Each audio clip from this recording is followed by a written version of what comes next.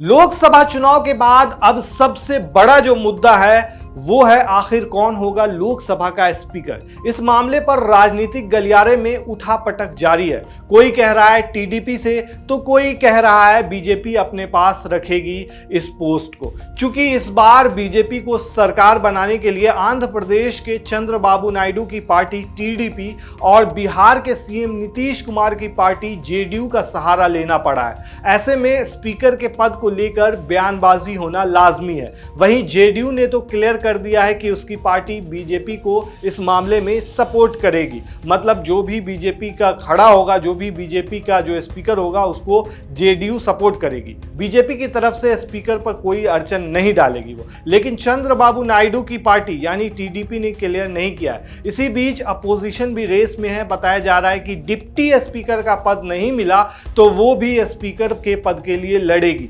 जहां एक तरफ केंद्र में नई सरकार बनने और मंत्रालयों के बंटवारे के बाद अब लोकसभा स्पीकर पद को लेकर माथापच्ची जारी है।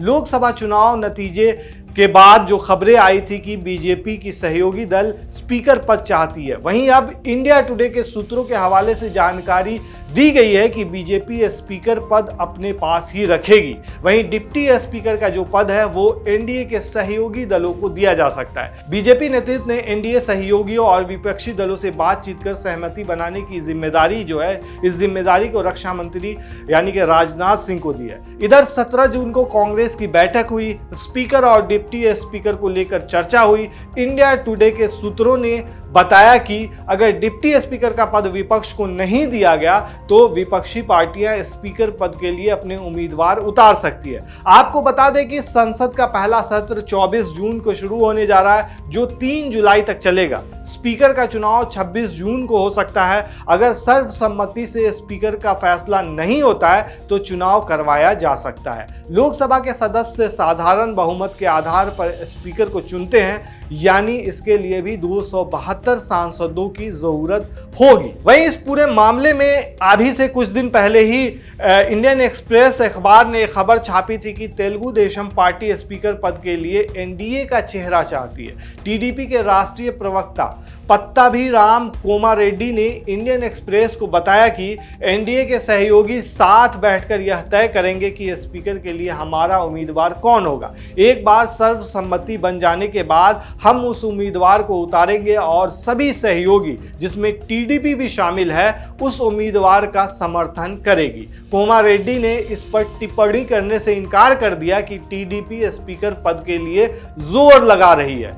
अब समझने वाली बात यह है कि आखिर ये जो टीडीपी चाह रही है स्पीकर पद लेना, ये क्यों लेना चाह रही है। दरअसल देखा जाए तो ये स्पीकर का जो पद होता है वो काफी महत्वपूर्ण होता है। अगर इसको आप एक लैंग्वेज में समझना चाहते हैं तो ऐसे समझ सकते हैं कि 1999 में अटल बिहारी वाजपेयी की जो सरकार गिर गई थी, उसमें एक वोट से उनकी सरकार गिरी थी और उसमें सबसे अहम रोल जो था वो स्पीकर का था। और अभी का जो सिनारियो है, अभी का जो सत्ता जो बन करके आई है 2024 में, उसमें देखा जाए तो एनडीए की सरकार बनी है। मतलब 240 बीजेपी के पास और बाकी जो सत्ता जुटाने के लिए, मतलब बहुमत का आंकड़ा जुटाने के लिए 272 का जो जादुई आंकड़ा है उस तक पहुंचने के लिए बीजेपी को टीडीपी और जेडीयू का सहारा लेना पड़ा है। ऐसे में जो ये सरकार है वो गठबंधन की सरकार है।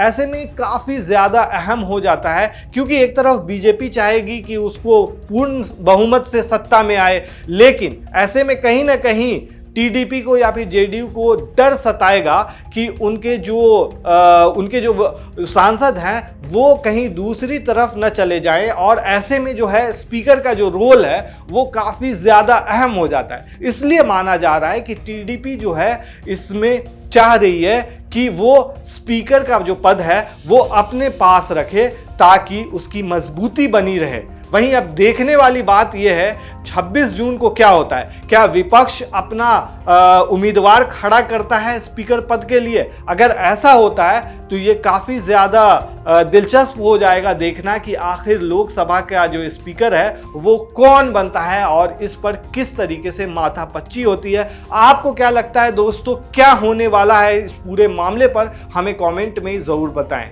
शुक्रिया।